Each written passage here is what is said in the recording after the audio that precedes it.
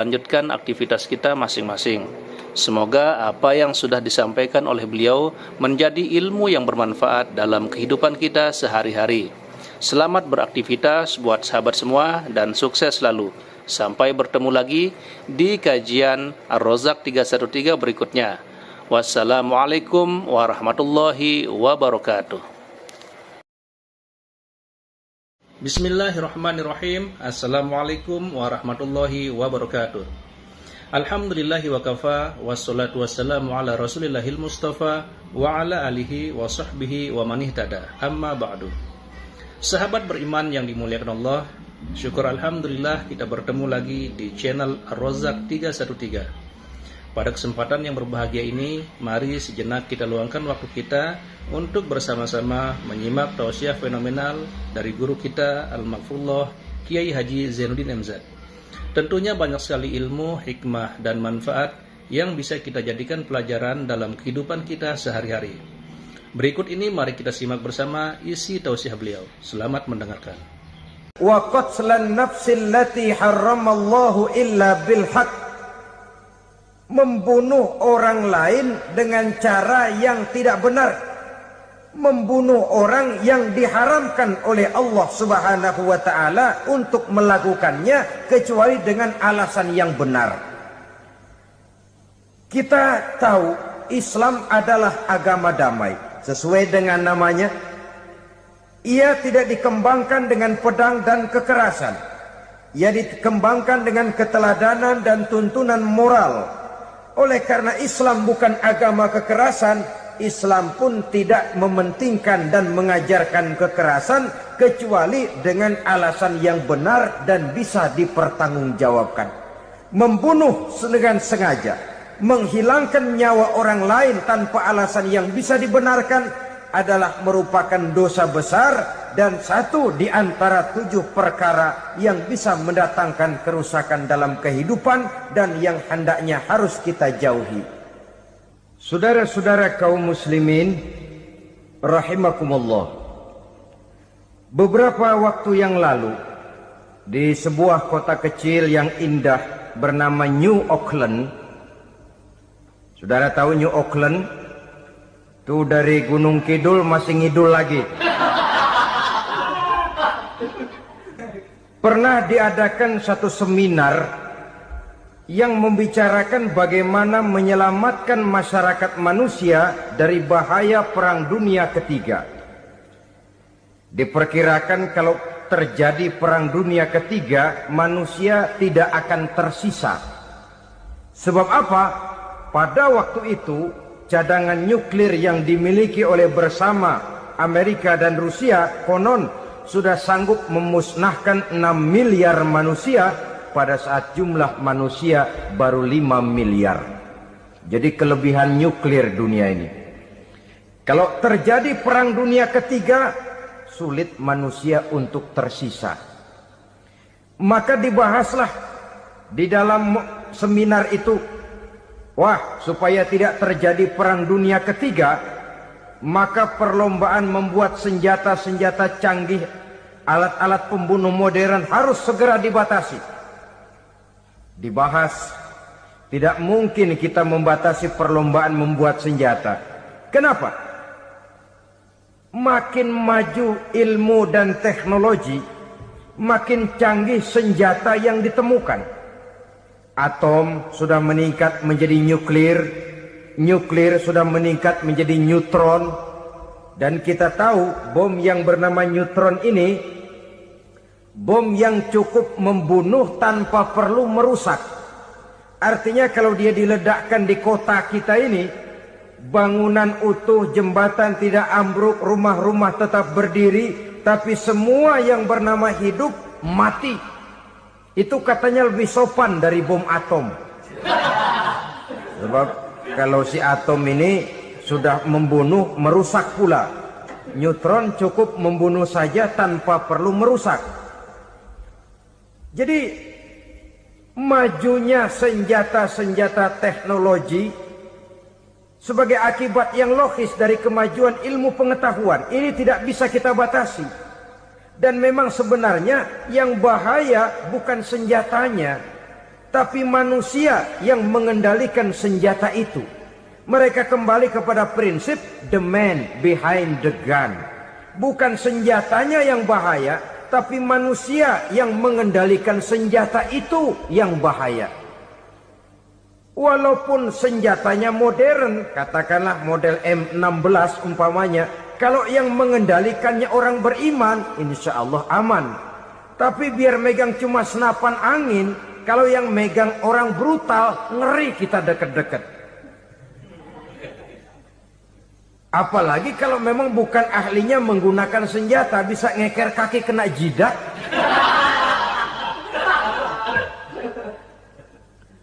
Mereka kembali kepada prinsip lama yang tetap baru, bukan senjatanya yang harus dibatasi, manusia yang mengendalikan senjata itu yang perlu dibicarakan. Nah, kalau begitu, agar manusia tidak mempergunakan senjata sewenang-wenang, apa yang harus kita lakukan? Ya, manusianya harus bermoral. Ya, tapi moral yang mana? Di dunia ini banyak ajaran tentang moral. Itu pun mudah saja. Di sini kan kita undang saja ahli dari berbagai agama untuk membicarakan konsep perdamaian menurut agamanya masing-masing. Baik, setuju itu? Setuju. Maka tampillah para ahli agama, mereka kembali kepada prinsip moral daripada konsep yang terkandung di dalam ajaran agama untuk menegakkan perdamaian.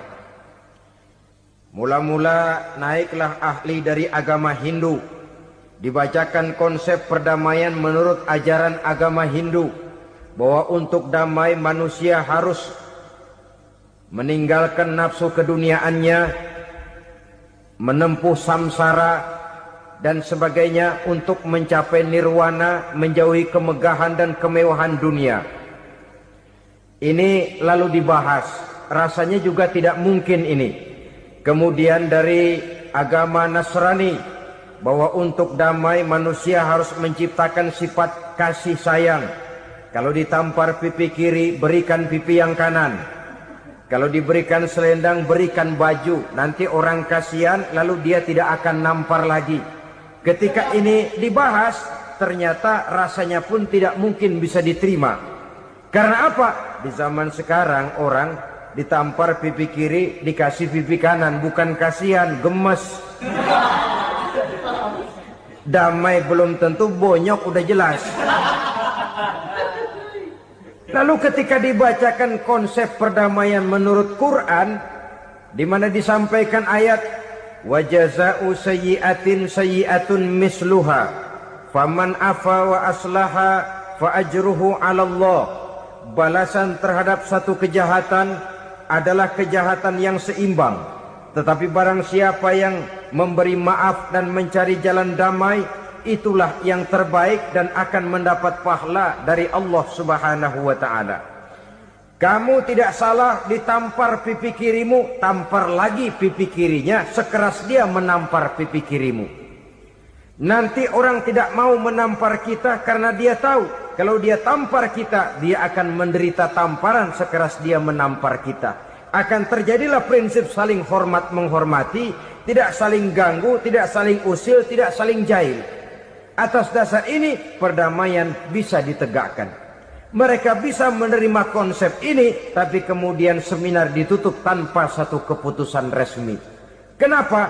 Terus terang mereka kagum dengan konsep Islam, tapi sentimen lama terhadap nilai-nilai Islam telah menutup mata mereka untuk menerima kebenaran dari ajaran Al-Quranul Karim. Saudara-saudara kaum muslimin rahimakumullah, kembali kita kepada persoalan pokok. Roh adalah dari Allah. Dia akan kembali kepada Allah, milik mutlak dari Allah. Tidak pantas kita merampasnya dari orang lain. Tidak wajar kita menghilangkannya tanpa alasan yang dibenarkan oleh agama. Di zaman sekarang, akibat persaingan hidup yang makin tajam, lapangan kerja yang makin sulit, tensi ekonomi yang makin tinggi, atau karena nilai moral yang makin rendah, atau juga karena rapuhnya pegangan orang kepada agama, nyawa rasanya sudah sedemikian murahnya. Berbagai kasus membuat berdiri bulu roma kita. Ada mayit, ada manusia dipotong 6, dicincang macam kambing. Ada yang dipotong 5, ada yang dipotong 13, dikardusin, dibuang ke tempat sampah. Inna lillahi wa inna ilaihi raji'un. Gejala apa ini? Kanibalisme.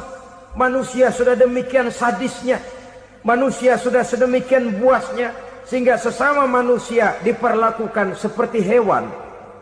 Padahal hewan sendiri belum pernah macan makan macan, bagaimanapun buasnya macan. Belum pernah serigala memakan serigala, bagaimanapun brutalnya serigala. Tetapi manusia makan manusia di zaman sekarang kadang jadi kenyataan dalam kehidupan kita. Kadang persoalannya remeh saja. Soal uang 200 perak, pisau bicara, nyawa melayang. Soal rokok sebatang, celurit bicara, nyawa melayang. Soal-soal yang sama sekali tidak prinsip, begitu mudah kita menghilangkan nyawa orang lain. Padahal Nabi pernah memperingatkan, apabila 2 orang muslim sudah berkelahi dan berbunuh-bunuhan, al-qatil wal maqtul finnar, yang membunuh dan yang terbunuh dua-duanya neraka. Sahabat heran, ya Rasul, kalau yang terbunuh, kalau yang membunuh masuk neraka itu sih wajar, tapi yang terbunuh kenapa neraka juga? Beliau menjawab, dua-duanya sudah punya niat untuk saling membunuh. Niatnya itu yang diponten. Yang terbunuh cuman lagi apes aja, keduluan dia. Umpama tidak terbunuh, pasti dia yang akan membunuh. Oleh karenanya al-qatil wal maktul, yang membunuh dan yang dibunuh finnar, dua-duanya masuk ke dalam neraka. Islam menghormati kehidupan. Tidak hanya terbatas kepada sesama muslim, orang-orang yang berlainan agama pun yang mau hidup berukun, damai, berdampingan dengan umat Islam, jiwa mereka, darah mereka dilindungi oleh nilai-nilai Islam yang disebut dengan kafir zimmi ini. Mengganggu mereka sama saja dengan mengganggu aku, kata Nabi. Jadi oleh karena itu, sayangilah sesama. Kehidupan adalah anugerah Allah, bukan wewenang kita untuk mencabutnya dari orang lain. Bukan wewenang kita untuk merampas dan menghilangkannya dari orang lain. Apa yang tidak enak terjadi pada diri kita, begitu pula lah apabila terjadi pada diri orang lain. Sehingga Nabi mengatakan, la yu'minu ahadukum hatta yuhibba li akhihi ma yuhibbu li nafsihi. Belum dikatakan beriman seseorang kamu apabila dia belum mencintai saudaranya seperti ia mencintai dirinya sendiri. Apa yang enak dirasakan oleh orang lain, enak juga dirasakan oleh dia. Mengukur orang lain dengan diri sendiri. Kalau orang lain tanpa salah saya fitnah, kalau saya tanpa salah difitnah orang, enak apa enggak? Enggak, orang lain juga begitu. Kalau orang lain tanpa salah saya tempeleng kepalanya, enak apa tidak? Tidak. Orang lain juga begitu. Yang tidak enak terjadi pada diri kita, tentu tidak enak juga kalau terjadi pada orang lain. Mengukur orang lain dengan diri sendiri, sehingga tidak timbul sifat egois, tidak menari di atas bangkai orang lain, tidak mendirikan kebahagiaan di atas untayan air mata orang lain. Sehingga dengan demikian saudara-saudara, dia bisa menghormati kehidupan, menghormati orang lain sebagaimana dia ingin dihormati. Untuk menghancurkan nilai-nilai iman, dibanjiri kita dengan paham-paham yang merusak dan mendangkalkan akidah. Baik ia bernama materialisme, baik ia bernama sekularisme, baik ia bernama banjirnya maksiat dan munkarat, baik ia bernama banjirnya peradaban dan kebudayaan yang menghancurkan moral daripada anak-anak kita. Sedikit demi sedikit melenturkan dan melunturkan nilai-nilai keimanan kita, untuk kemudian pada waktunya nilai iman itu akan bertukar dan berganti menjadi nilai syirik kepada Allah Subhanahu wa ta'ala. Atau pada sisi lain menjadikan yang selain Allah sebagai tujuan akhir daripada kehidupan kita. Sedangkan kita sama-sama maklum bahwa di dalam pandangan agama Islam, dosa yang tidak berampun, dosa yang terbesar, termasuk dalam kategori bapak moyangnya dosa, tidak lain adalah syirik, yakni menyekutukan Allah Subhanahu wa ta'ala. Pola penghancuran iman ini memang berstrategi. Ditawarkan kita kepada paham materialisme, paham kebendaan, di mana otak menempati urutan sebagai ranking pertama, Tuhan jatuh pada urutan kedua. Lalu menyusul kepada paham sekularisme, Allah dipisahkan dari seluruh kegiatan hidup ini, untuk pada gilirannya menjadikan yang selain Allah sebagai tujuan akhir daripada seluruh kegiatan hidup kita. Oleh karenanya, kewajiban menjaga nilai-nilai iman ini merupakan kewajiban yang mulia tetapi berat. Tidak hanya untuk kita, tetapi juga bagaimana mewariskannya kepada anak-anak kita, generasi yang akan datang. Orang-orang tua bijaksana yang diceritakan di dalam Al-Quran, kalau sudah berpikir tentang anak-anaknya, pertanyaan yang paling mereka risaukan ialah, ma ta'buduna min ba'di. Anakku, kalau pada satu saat aku, ayahmu sudah tidak ada lagi di dunia ini, meninggalkan kamu semua, ma ta'buduna min ba'di, apa yang akan kamu sembah nak? Jikalau sekarang ayahmu masih mau ke masjid, masih mau melakukan rukuk dan sujud, masih beribadah menyembah Allah Subhanahu wa ta'ala, kalau orang tuamu sudah tidak ada, ma ta'buduna min ba'di, masihkah engkau mau datang ke masjid? Masihkah engkau mau rukuk dan sujud? Masihkah engkau mau menyembah Allah Subhanahu wa ta'ala? Pertanyaan ini yang dipikirkan oleh Nabi Yakub kepada putra-putranya. Pertanyaan ini yang diteruskan oleh Nabi Ibrahim kepada anak-anaknya. Pertanyaan ini yang diwariskan oleh generasi ulama salafus saleh kepada para generasi berikutnya. Bagaimana kita generasi sekarang? Kita orang-orang tua sekarang bukan berfikir ma ta'buduna min ba'di, malah yang kita fikirkan ma ta'kuluna min ba'di. Kalau bapak tidak ada nanti kamu makan apa nak? Perkara kamu nyembah apa? Urusan nomor 18. Yang penting kamu nanti hidup bisa makan nak. Maka kita sibuk mewariskan harta kepada anak-anak kita. Kita sibuk mewariskan kebun dan tanah kepada anak-anak kita. Kita sibuk mewariskan pabrik kepada anak-anak kita. Sementara kita lupa mewariskan intan yang paling mahal, mewariskan mutiara yang paling berharga, yaitu nilai iman kepada Allah Subhanahu wa ta'ala. Alangkah baiknya apabila warisan harta, warisan tanah dan kebun, warisan rumah dan pabrik didasari lebih dahulu dengan mewariskan nilai iman kepada Allah Subhanahu wa ta'ala. Sebagai orang-orang tua, kita boleh bersedih kalau anak kita tidak mengerti komputer. Kita boleh bersedih kalau anak kita tidak mengerti matematika. Kita boleh bersedih kalau anak kita tidak mengerti bahasa Inggris.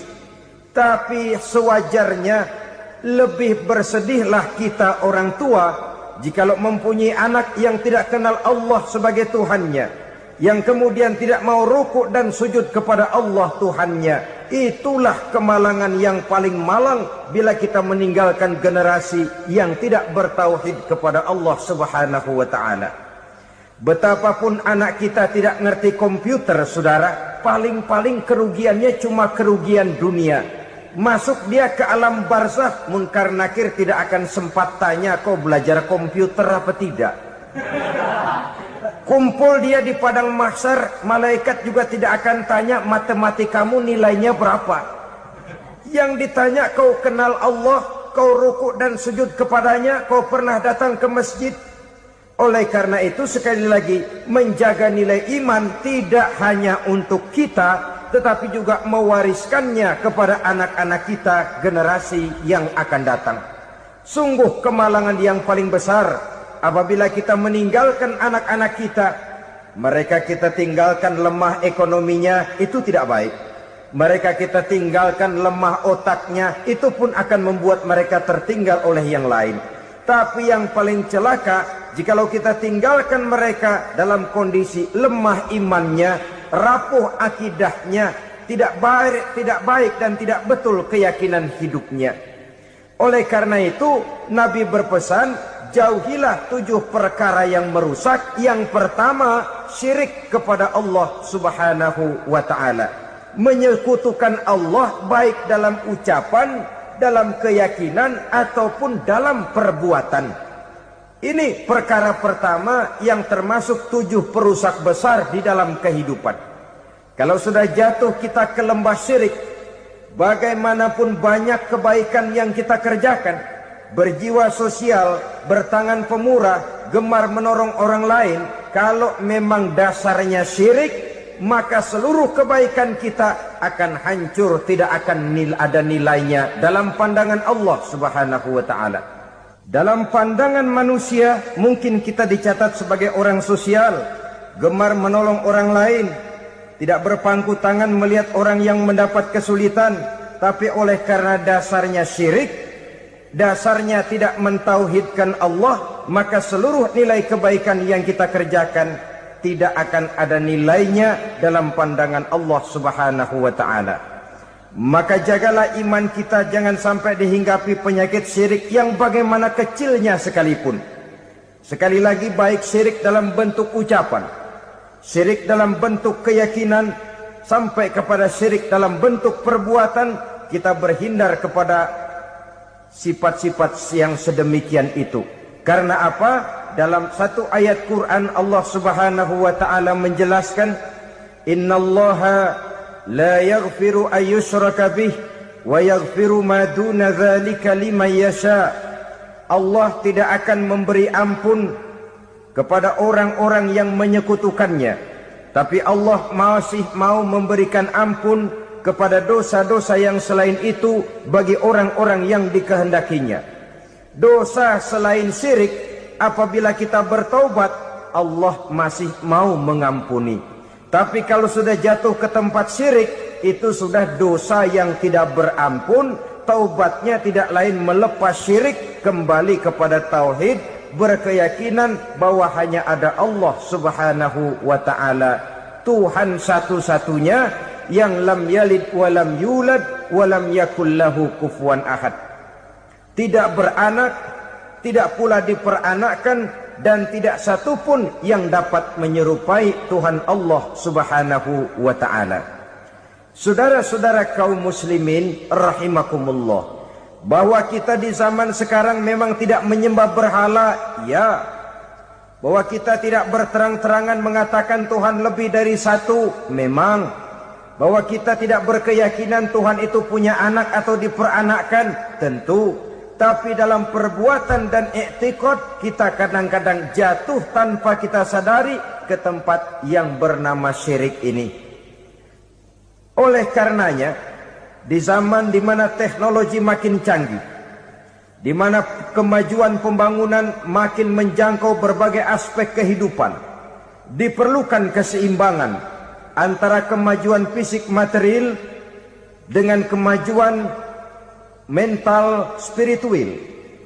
Apabila tidak ada keseimbangan, yang terwujud tentulah kepincangan, yang diawali dengan pincangnya cara kita berpikir, sehingga pada akhirnya akan mengarah kepada pincangnya cara kita berbuat dan bertindak di dalam kehidupan kita. Masya Allah, sangat luar biasa tausiah yang sudah disampaikan oleh guru kita Al-Mafrullah Kiai Haji Zainuddin MZ. Sahabat beriman yang dimuliakan Allah, tetaplah di channel ini karena kajian ini belum selesai dan masih banyak lagi hal-hal menarik yang akan disampaikan beliau. Selamat mendengarkan. Oleh karena itu, Nabi berpesan, jauhilah sifat syirik, karena syirik merupakan dosa yang teramat besar. Ini sifat merusak yang pertama. Yang kedua, kata Nabi, wasihra, jauhilah sihir. Sihir ini juga termasuk perkara yang merusak kehidupan. Kita semua sama-sama maklum bahwa sihir sebenarnya bukan persoalan baru. Sejak sebelum datang Islam, sihir itu sudah ada. Di zaman Yunani kuno, sihir ada. Di zaman Mesir kuno, di zaman Cina kuno, dan yang lain-lain yang serba kuno, sihir itu sudah ada. Bahkan para nabi pun, para rasul yang diutus oleh Allah Subhanahu wa ta'ala, senantiasa berhadapan dengan ahli-ahli sihir untuk menguji kebenaran dari misi yang mereka bawa. Sihir adalah perbuatan di luar kebiasaan yang bisa dikerjakan oleh ahlinya dengan bantuan jin atau setan.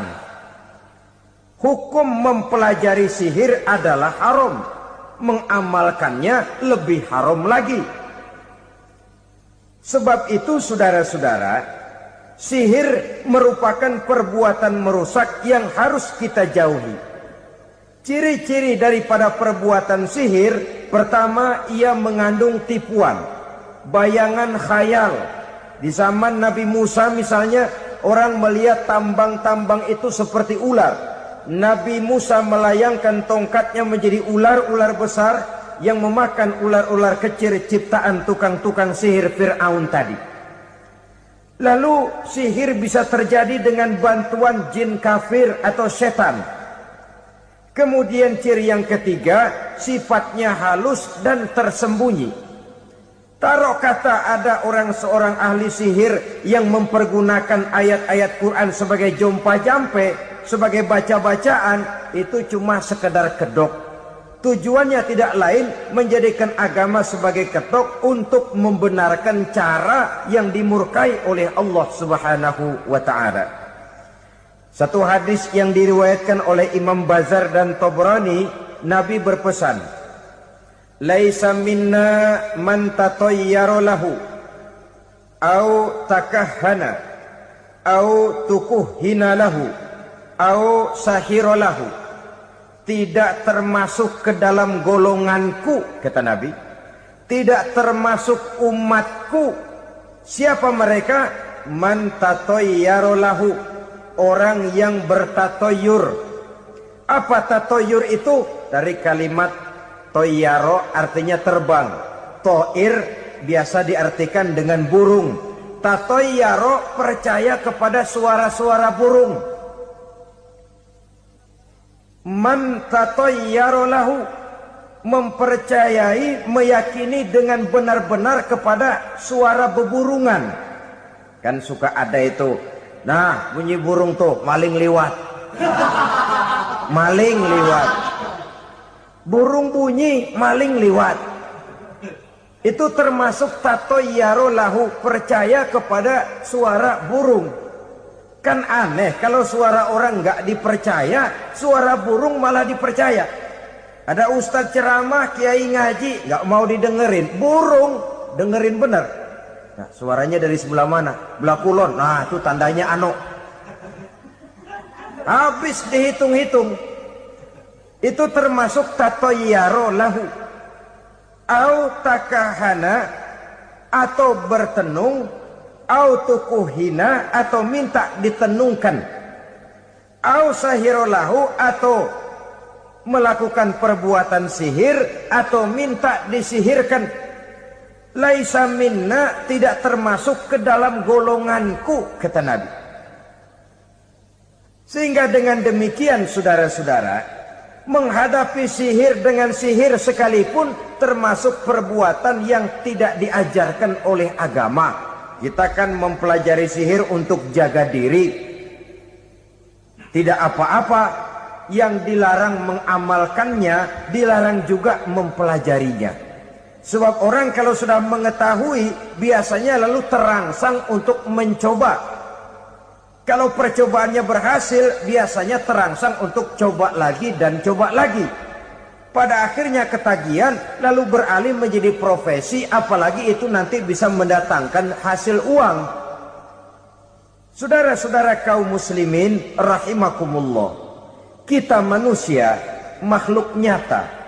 Kita hidup di alam nyata, terikat oleh sunnatullah, causality, Oleh karenanya, bagi kita keyakinan yang penuh, keikhlasan di dalam bertuhankan Allah, penyerahan diri sepenuhnya hanya kepadanya, itu sudah merupakan obat penangkal yang sangat ampuh agar kita tidak terkena penyakit-penyakit yang dibuat oleh setan dan para pembantunya.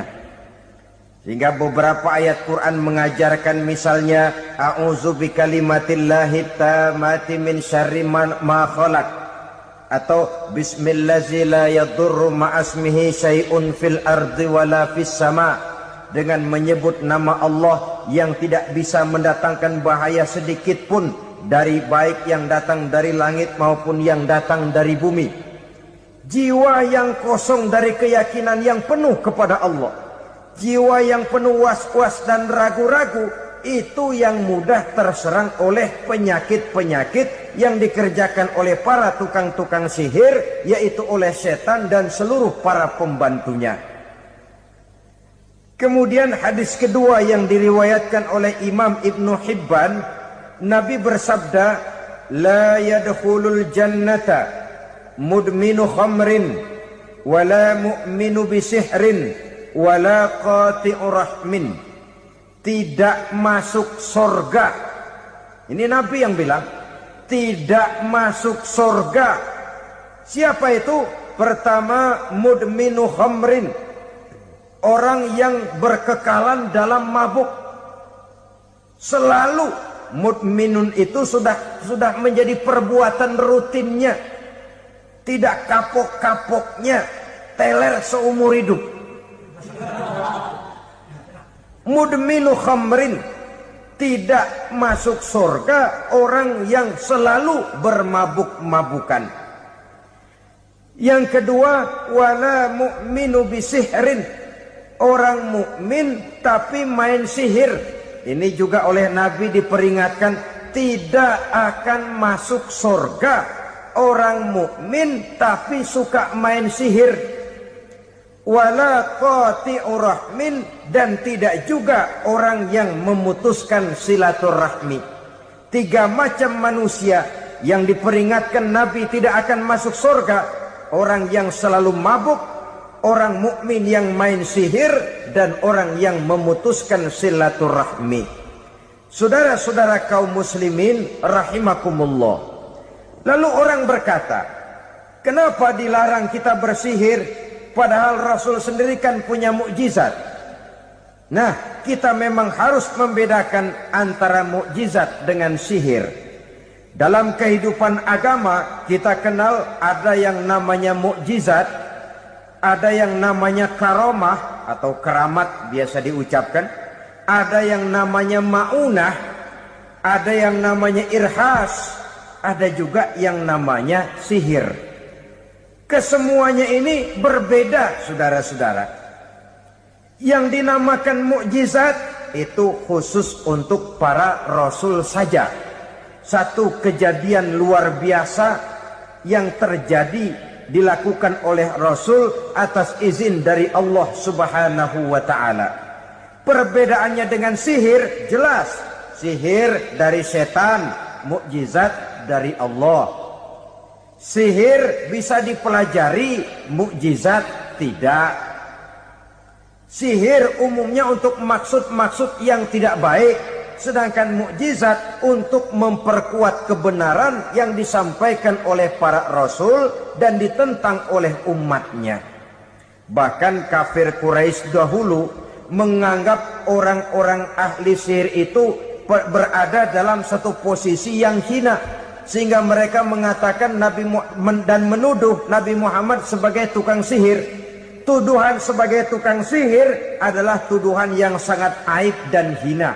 Di tengah masyarakat kufar jahiliyah, kedudukan tukang sihir dipandang sebagai kedudukan yang hina, sehingga mereka mengejek Nabi dengan sebutan tukang sihir. Jadi mukjizat hanya untuk Rasul saja.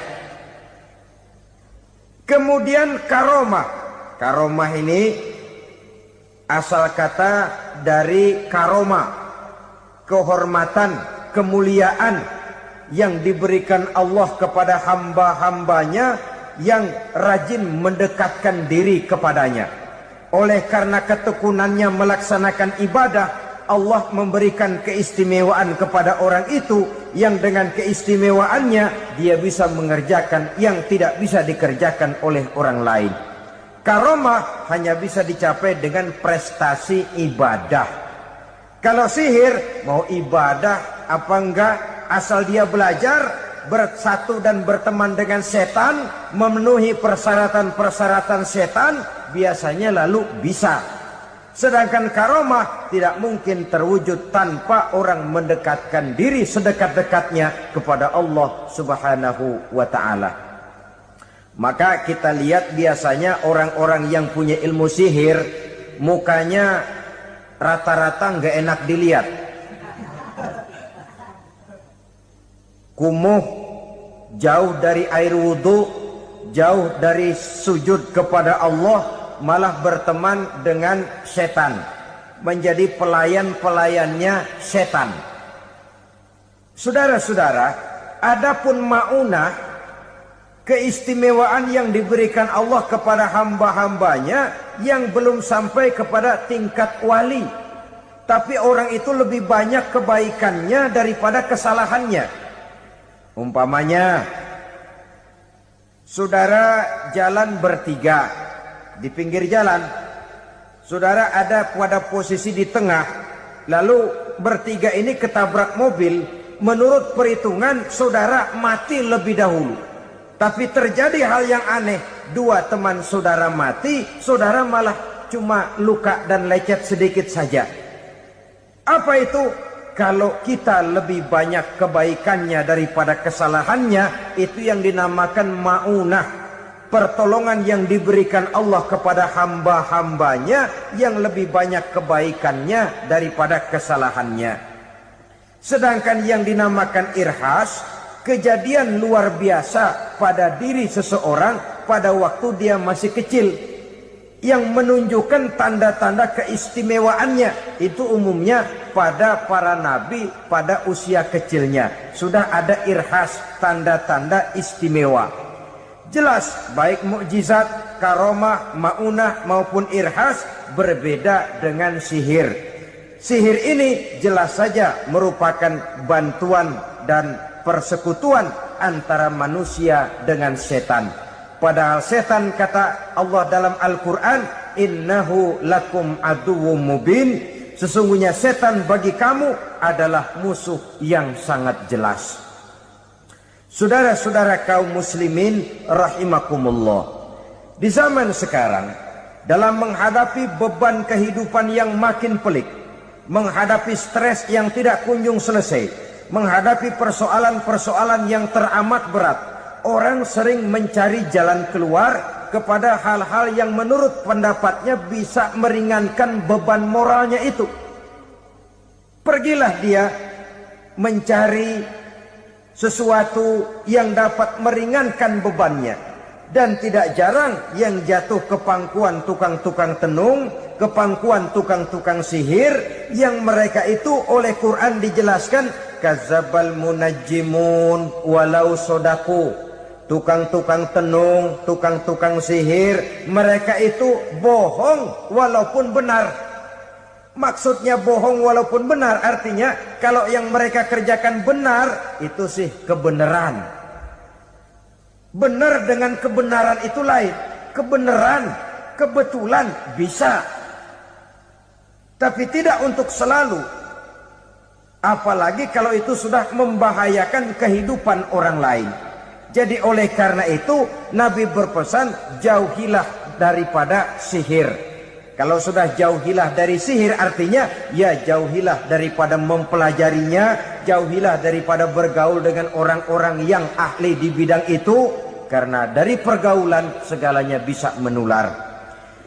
Baiklah saudara, ini yang kedua. Yang ketiga pesan Nabi, wa qatlan nafsil lati harramallahu illa bil haq, membunuh orang lain dengan cara yang tidak benar, membunuh orang yang diharamkan oleh Allah Subhanahu wa taala untuk melakukannya kecuali dengan alasan yang benar. Kita tahu Islam adalah agama damai. Sesuai dengan namanya, ia tidak dikembangkan dengan pedang dan kekerasan. Ia dikembangkan dengan keteladanan dan tuntunan moral.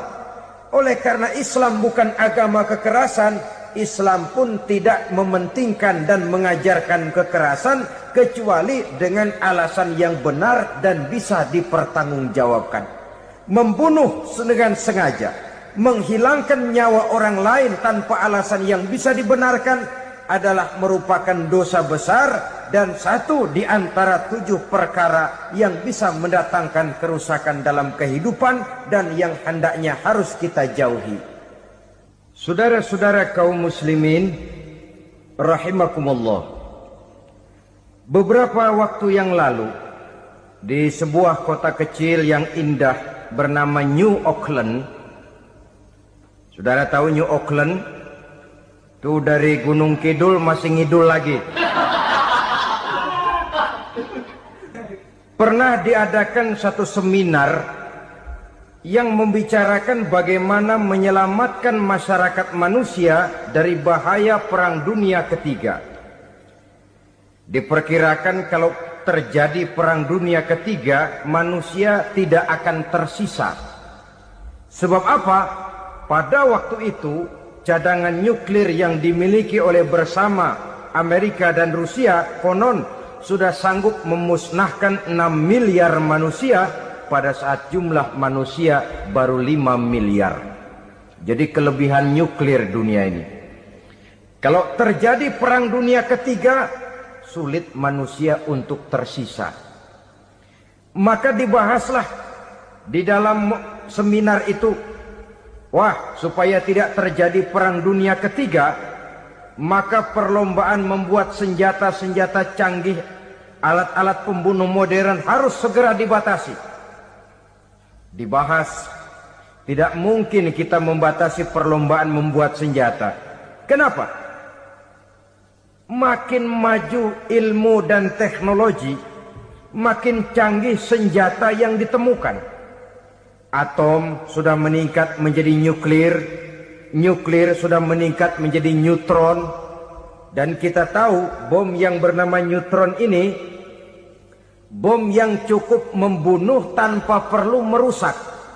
Artinya kalau dia diledakkan di kota kita ini, bangunan utuh, jembatan tidak ambruk, rumah-rumah tetap berdiri, tapi semua yang bernama hidup mati. Itu katanya lebih sopan dari bom atom. Sebab kalau si atom ini sudah membunuh, merusak pula. Neutron cukup membunuh saja tanpa perlu merusak. Jadi majunya senjata-senjata teknologi sebagai akibat yang logis dari kemajuan ilmu pengetahuan ini tidak bisa kita batasi.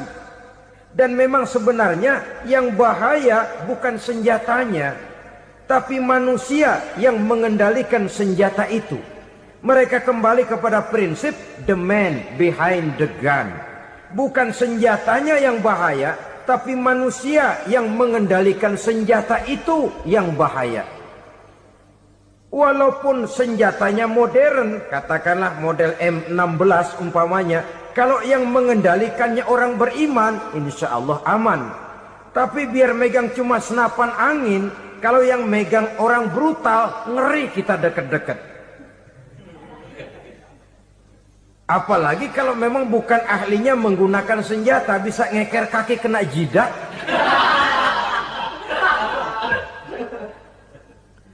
Mereka kembali kepada prinsip lama yang tetap baru, bukan senjatanya yang harus dibatasi, manusia yang mengendalikan senjata itu yang perlu dibicarakan. Nah, kalau begitu agar manusia tidak mempergunakan senjata sewenang-wenang, apa yang harus kita lakukan?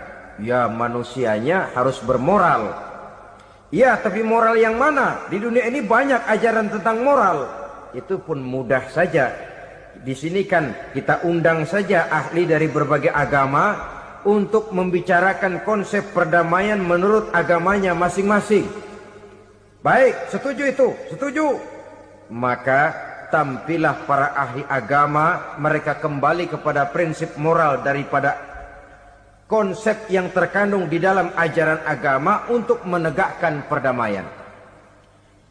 Mula-mula naiklah ahli dari agama Hindu, dibacakan konsep perdamaian menurut ajaran agama Hindu, bahwa untuk damai manusia harus meninggalkan nafsu keduniaannya, menempuh samsara dan sebagainya untuk mencapai nirwana, menjauhi kemegahan dan kemewahan dunia. Ini lalu dibahas, rasanya juga tidak mungkin ini. Kemudian dari agama Nasrani, bahwa untuk damai manusia harus menciptakan sifat kasih sayang.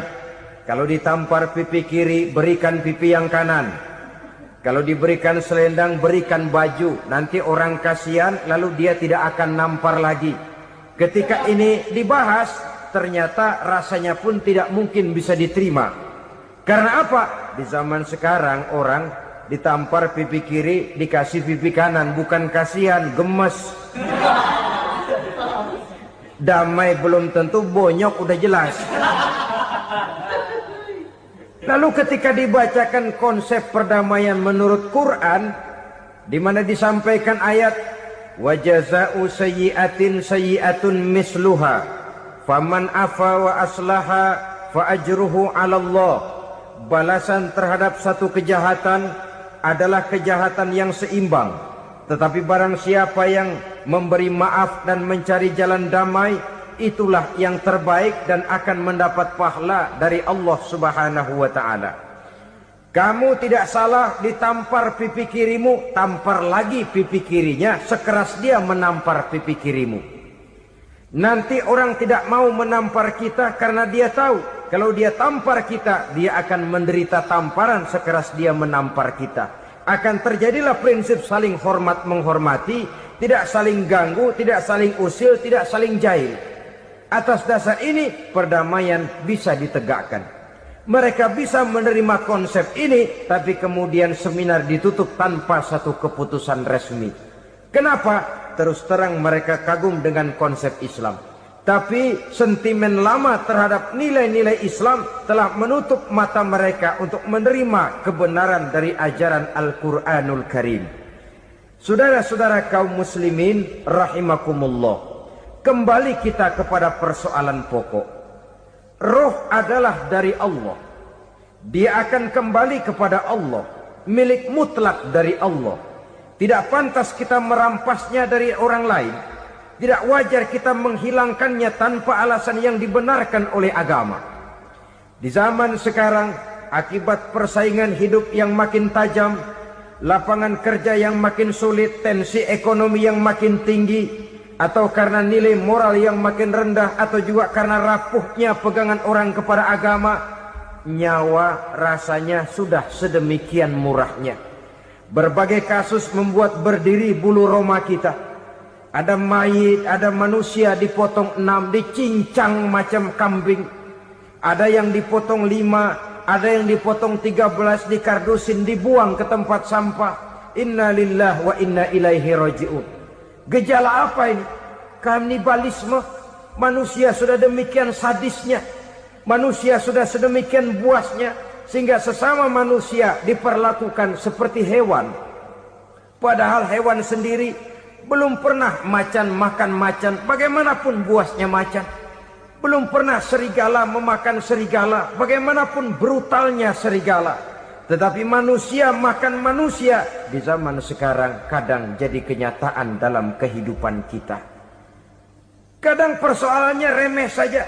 Soal uang 200 perak, pisau bicara, nyawa melayang. Soal rokok sebatang, celurit bicara, nyawa melayang.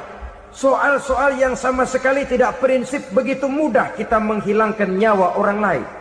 Padahal Nabi pernah memperingatkan, apabila dua orang muslim sudah berkelahi dan berbunuh-bunuhan, al-qatil wal maktul finnar, yang membunuh dan yang terbunuh dua-duanya neraka. Sahabat heran, ya Rasul, kalau yang terbunuh, kalau yang membunuh masuk neraka itu sih wajar, tapi yang terbunuh kenapa neraka juga? Beliau menjawab, dua-duanya sudah punya niat untuk saling membunuh. Niatnya itu yang diponten. Yang terbunuh cuman lagi apes aja, keduluan dia. Umpama tidak terbunuh, pasti dia yang akan membunuh. Oleh karenanya al-qatil wal maktul, yang membunuh dan yang dibunuh finnar, dua-duanya masuk ke dalam neraka. Islam menghormati kehidupan. Tidak hanya terbatas kepada sesama muslim, orang-orang yang berlainan agama pun yang mau hidup berukun, damai, berdampingan dengan umat Islam, jiwa mereka, darah mereka dilindungi oleh nilai-nilai Islam yang disebut dengan kafir zimmi ini. Mengganggu mereka sama saja dengan mengganggu aku, kata Nabi. Jadi oleh karena itu, sayangilah sesama. Kehidupan adalah anugerah Allah, bukan wewenang kita untuk mencabutnya dari orang lain, bukan wewenang kita untuk merampas dan menghilangkannya dari orang lain. Apa yang tidak enak terjadi pada diri kita, begitu pula lah apabila terjadi pada diri orang lain. Sehingga Nabi mengatakan, la yu'minu ahadukum hatta yuhibba li akhihi ma yuhibbu li nafsihi. Belum dikatakan beriman seseorang kamu apabila dia belum mencintai saudaranya seperti ia mencintai dirinya sendiri. Apa yang enak dirasakan oleh orang lain, enak juga dirasakan oleh dia. Mengukur orang lain dengan diri sendiri. Kalau orang lain tanpa salah saya fitnah, kalau saya tanpa salah difitnah orang, enak apa enggak? Enggak, orang lain juga begitu. Kalau orang lain tanpa salah saya tempeleng kepalanya, enak apa tidak? Tidak. Orang lain juga begitu. Yang tidak enak terjadi pada diri kita, tentu tidak enak juga kalau terjadi pada orang lain. Mengukur orang lain dengan diri sendiri, sehingga tidak timbul sifat egois, tidak menari di atas bangkai orang lain, tidak mendirikan kebahagiaan di atas untayan air mata orang lain.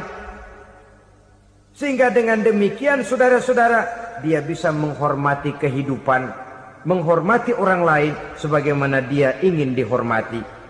Inilah perbuatan ketiga yang merusak, membunuh orang lain dengan yang diharamkan Allah tanpa alasan yang benar. Yang ketiga. Kemudian yang keempat, perbuatan merusak wa aklar riba, makan riba. Hidup adalah tolong menolong. Bahasa kerennya take and give katanya. Saling memberi dan saling menerima. Nabi mengajarkan, man kuraba kurbatan min kurabid dunia karaballahu lahu kurbatan min kurabi yaumal qiyamah. Wallahu fi aunil abdi madamal abdu fi auni akhihi. Siapa yang meringankan beban dari beban-beban yang derita seseorang di dalam kehidupan dunia, Allah akan meringankan bebannya daripada beban-beban yang harus dipikulnya di hari kiamat nanti. Wallahu fi aunil abdi madamal abdu fi auni akhihi. Allah senantiasa akan menolong seorang hamba selama hamba itu masih mau menolong saudaranya. Allah selalu akan menolong seorang hamba selama hamba itu masih mau menolong saudaranya. Apabila kita sudah berpangku tangan terhadap kesulitan orang lain, biasanya pun pada saat kita mendapat kesulitan, kita akan sulit juga memperoleh pertolongan. Nah, riba alias renten, kedoknya adalah menolong orang, tapi sama juga bulu buntutnya dilepas, palanya dicekek. Menolong orang pada akhirnya menjadi beban bagi seseorang. Dan memang mencari orang-orang yang berada dalam posisi kesulitan. Biasanya di daerah-daerah di mana musim paceklik, jadi lapangan kerja sulit, sedangkan urusan perut tidak bisa ditunda. Akhirnya orang terjebak ke dalam rentenir. ke dalam riba, ke dalam renten, bunga berbunga sehingga satu saat jumlah bunganya bisa lebih besar dari jumlah pinjaman pokoknya. Kemudian kalau juga ternyata tidak bisa dibayar, rumah jadi taruhan. Memang rumah satu-satunya, begitu rumah ditarik mulain camping. Bukankah pada akhirnya akan mewariskan kesengsaraan?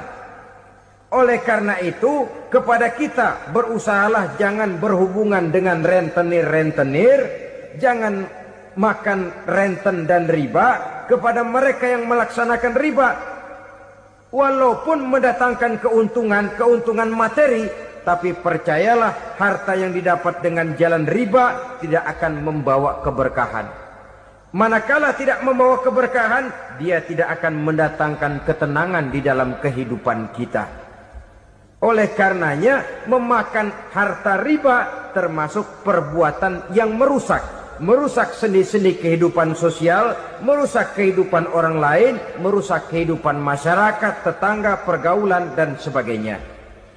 Yang kelima, wa akla malil yatim, memakan harta anak yatim dengan cara yang zolim. Nih, memang lezat.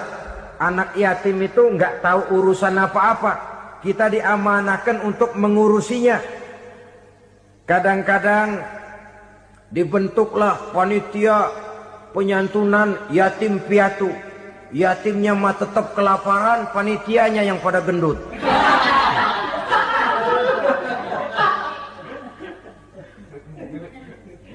Padahal memakan harta anak yatim termasuk perbuatan dosa besar. Dan menjantuni yatim merupakan perbuatan mulia. Nabi mengatakan, ana wa kafilul yatim kahataini yaumal qiyamah. Aku dan orang-orang yang menyantuni anak yatim seperti dua jari ini pada hari kiamat nanti. Dekat sekali. Jikalau ingin di hari akhir nanti dekat dengan Rasul, bersahabatlah dengan anak-anak yatim. Jadilah pengurus anak-anak yatim. Bangunlah panti-panti asuhan yatim. Pada saat bapak ibunya meninggal, kitalah yang menjadi orang tuanya. Bahkan sedemikian besar perhatian Islam terhadap anak-anak yatim ini, sehingga Quran memberikan peringatan, ara'aital ladzi yukadzibu bid-din fadzalikal ladzi yad'ul yatim wa la yahuddu ala ta'amil miskin. Tahukah kamu siapa orang yang mendustakan agama, beragama tapi dianggap dusta, salatnya dusta, puasanya dusta karena agamanya sudah berdusta. Siapa mereka? Fadzalikal ladzi yad'ul yatim, orang yang menyia-nyiakan anak yatim. Wala yahuddu ala ta'amil miskin, dan tidak pernah memberi makan kepada orang-orang yang menderita kemiskinan. Menyia-nyiakan, meninggalkan anak yatim termasuk perbuatan yang divonis kita sebagai orang yang mendustakan agama. Saudara-saudara kaum muslimin rahimakumullah, maka sangat dicela mengeksploitir anak-anak yatim, menjadikan mereka sebagai kedok untuk mencari kekayaan pribadi. Tetapi jikalau ikhlas, ganjarannya sangat besar, nilai pahalanya sangat besar. Menyantuni yatim tidak hanya setahun sekali. Kalau Muharram pakai istilah lebaran yatim, dibentuklah panitia, diberilah beras, uang 45.000 rupiah, alhamdulillah. Tapi jangan lupa, si yatim tidak hidup cuma satu hari. Dia tidak hidup cuma di bulan Muharram saja. Dia hidup 12 bulan dalam setahun. Sebagaimana anak-anak yang lain, dia juga berhak punya masa depan. Dia juga berhak menikmati bangku sekolah. Dia berhak mengenyam arti dan makna pendidikan. Dia berhak membekali diri dengan ilmu dan pengetahuan, seperti halnya anak-anak yang lain. Maka kita yang diberikan keluasan oleh Allah, ingatlah itu. Bersahabatlah dengan anak-anak yatim, santuni mereka.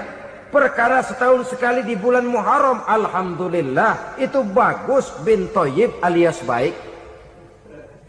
Tapi tentu dan tentu sekali lagi, si yatim tidak hanya hidup di bulan Muharram. Dia hidup 12 bulan dalam setahun. 24 jam dan di dalam sehari. Oleh karenanya menyia-nyiakan mereka pada saat posisi kita memang mampu akan memojokkan kita dalam satu posisi di mana kita dianggap sebagai orang yang mendustakan agama, memakan harta anak yatim dengan cara yang zolim. Bapaknya udah meninggal, kebunnya lebar, anaknya dikelecehin. Nah, dah kamu nggak usah pusing, nanti saya yang ngurus. Akhirnya bukan ngurus, nguras. Si yatim mungkin tidak tahu bahwa dia disia-siakan, haknya diambil, miliknya dizolimi. Tapi Allah yang akan membalasnya dengan seadil-adilnya. Maka makan harta anak yatim biasanya balasannya tokcer bin paten. Nggak banyak selang tempo itu, nggak percaya cobain dah. Nyobain aja kan nggak bayar, umpama memakan harta anak yatim dengan cara yang zolim, ganjarannya biasanya kontan. Kenapa? Ratapan si miskin, untayan air matanya, jeritan kepedihan hatinya, membuka pintu langit, permohonannya diijabah, getaran hatinya didengarkan oleh Allah, maka balasannya biasanya kontan, spontan, tidak menunggu waktu terlalu lama. Itu di dunia, belum lagi di akhirat nanti. Bukankah dalam riwayat Mi'raj diceritakan Nabi melihat di neraka itu orang perutnya sebesar rumah? La haula wala quwata. Itu perut kayak rumah, bagaimana jalannya tuh orang? Dan memang gak jalan, diseret-seret oleh malaikat di neraka itu. Hancur perutnya, amburadul itu perut. Berantakan isinya, dibulatkan lagi, diseret lagi, hancur lagi, dibulatkan lagi. Sampai Nabi tanya, orang itu begitu berat siksanya kenapa ya Jibril? Itu Muhammad, waktu di dunia dulu rakus banget makan harta anak yatim. Begitu vonisnya, begitu menyedihkan nasibnya di akhirat. Tapi di dunia pun ketidakberkahan itu sudah membayangi kehidupannya. Oleh karena itu, kepada saudara-saudara yang mendapat titipan anak yatim, berbahagialah, karena semulia-mulia rumah adalah rumah yang di dalamnya ada anak yatim yang disantuni. Sehina-hina rumah adalah rumah di mana di dalamnya ada anak yatim yang disia-siakan. Begitu kata Nabi kita. Rumah yang paling mulia dalam pandangan Allah, rumah yang di dalamnya ada anak yatim yang disantuni. Rumah yang paling hina dalam pandangan Allah, rumah yang di dalamnya ada anak yatim yang nasibnya disia-siakan. Berbahagialah saudara apabila menjadi penyantun anak-anak yatim, pelindung mereka, sehingga mereka mempunyai masa depan sebagaimana anak-anak lainnya. Rasulullah sendiri sedemikian peka terhadap keadaan anak-anak yatim karena beliau sendiri memang mengalami. Umur 6 bulan dalam kandungan ibu, beliau sudah ditinggalkan oleh ayahnya. Pada saat berusia 6 tahun, ibu sudah meninggal. Yatim piatu dalam usia di mana beliau sedang perlu belas kasih seorang ibu dan pengertian seorang bapak. Kepekaan itu lalu timbul, bahkan kemudian sampai kepada beliau berkata, aku dan orang yang menyantuni anak yatim seperti jari tengah dan jari telunjuk di hari akhirat nanti. Sedemikian dekatnya. Baiklah ya, jadi yang kelima, memakan harta anak yatim. Jauhi karena ini perbuatan yang merusak. Yang keenam, watawalli yaumaz zahfi. Melarikan diri pada hari pertempuran. Apa ini? Khianat. Tidak konsekuen dengan konsep perjuangan.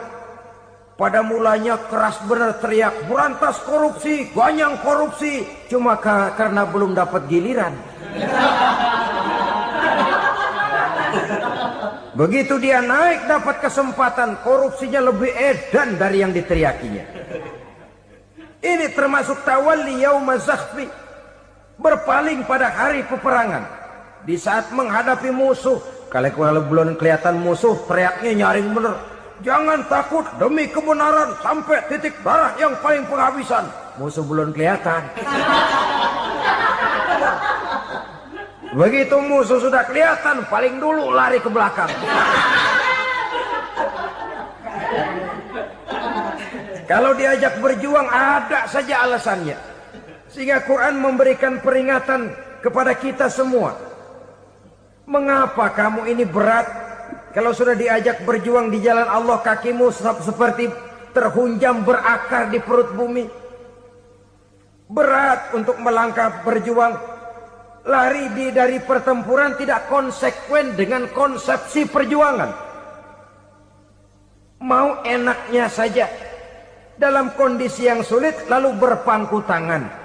Ini termasuk ciri munafik yang di dalam Al-Quran disindir dengan bahasa kullama adha'a lahum masyaufi wa iza azlama alaihim qamu. Waktu terang mereka jalan, giliran gelap mereka mandek. Artinya, maksudnya, kalau giliran ada untungnya aja, rame-rame teriak Islam. Tapi begitu diminta berjuang, dituntut berkorban, rame-rame mundur. Waktu dilihat di Islam ada untungnya, rame-rame teriak Islam. Pak, saya Islam banget, Pak. KTP saya Islam, Pak. Pokoknya Islam banget dah. Tapi ketika diminta berjuang, dituntut sedikit berkorban, rame-rame mengundurkan diri. Tahun 65 PKI berontak. Waduh, waktu itu jadi orang Islam untung itu. Nggak dikejar-kejar, aman. Masjid rame, mobil-mobil mewah parkir di depan musola dan masjid. Kenapa? Waktu itu asal udah ke masjid aman. Islam selamat, untung.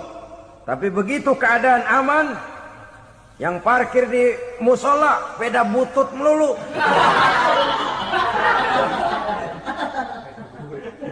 Waktu terang mereka jalan, waktu gelap mereka berhenti. Dikala di Islam ada untungnya, baru wah Islam bagus, Islam hebat. Tapi waktu dilihat ada kerugian, jangan bawa-bawa Islam dah. Jangan bicara soal Islam, ini kan bukan soal agama. Bukan soal agama. La haula wa la quwata illa billah. Beragama kita ambil talfik fid din, mengambil yang enteng-enteng saja dalam urusan beragama ini. Tidak konsekuen kita dengan Islam kita. Seolah kita mau memilih mana yang terasa cocok sama selera kita, kita teriak Islam. Beratan aja dikit, rame-rame berpaling. Itu termasuk tawalli yaumaz zahfi. Para pengkhianat mental-mental hipokrit. Alhamdulillahirrabbilalamin. Demikianlah tausiah penuh ilmu, hikmah dan manfaat yang sudah kita dengarkan bersama dari guru kita Al-Mafrullah Kiai Haji Zainuddin MZ. Sahabat beriman yang dimuliakan Allah, mari kita doakan guru kita, semoga beliau diampuni segala dosa-dosanya dan dilapangkan kuburnya. Dan buat sahabat semua yang sudah setia menyimak tausiah ini sampai selesai, saya ucapkan terima kasih banyak. Doa dan harapan saya semoga sahabat semua selalu diberikan kesehatan, dimudahkan segala urusannya dan dilancarkan rezekinya. Amin ya rabbal alamin. Demikian yang dapat saya bagikan, kurang lebihnya mohon maaf. Sampai bertemu lagi di kajian berikutnya.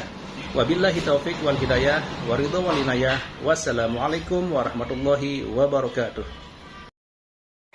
Setelah kita mendengarkan bersama tausiah penuh ilmu dan hikmah yang sudah disampaikan oleh guru kita Al-Mafrullah Kiai Haji Zainuddin MZ, sekarang mari kita lanjutkan aktivitas kita masing-masing. Semoga apa yang sudah disampaikan oleh beliau menjadi ilmu yang bermanfaat dalam kehidupan kita sehari-hari. Selamat beraktivitas buat sahabat semua dan sukses selalu. Sampai bertemu lagi di kajian Ar-Razak 313 berikutnya. Wassalamualaikum warahmatullahi wabarakatuh. Bismillahirrahmanirrahim. Assalamualaikum warahmatullahi wabarakatuh. Alhamdulillahi wa kafa, wassalatu wassalamu ala rasulillahil mustafa wa ala alihi wa sahbihi wa man ihtada. Amma ba'du. Sahabat beriman yang dimuliakan Allah, Syukur Alhamdulillah kita bertemu lagi di channel Ar-Razzaq 313. Pada kesempatan yang berbahagia ini, mari sejenak kita luangkan waktu kita untuk bersama-sama menyimak tausiah fenomenal dari guru kita Al-Maghfurullah Kiai Haji Zainuddin MZ. Tentunya banyak sekali ilmu, hikmah, dan manfaat yang bisa kita jadikan pelajaran dalam kehidupan kita sehari-hari. Berikut ini mari kita simak bersama isi tausiah beliau. Selamat mendengarkan.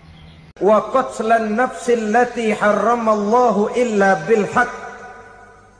Membunuh orang lain dengan cara yang tidak benar.